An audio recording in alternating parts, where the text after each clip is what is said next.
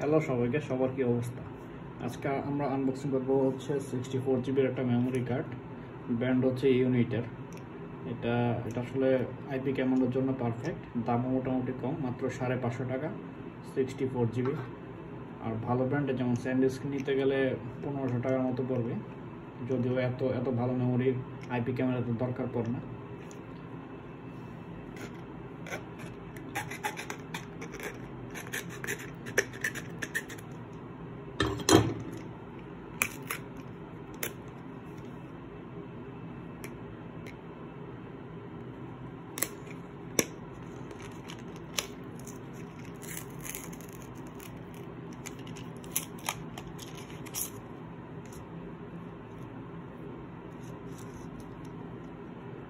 এটা হচ্ছে micro SD card.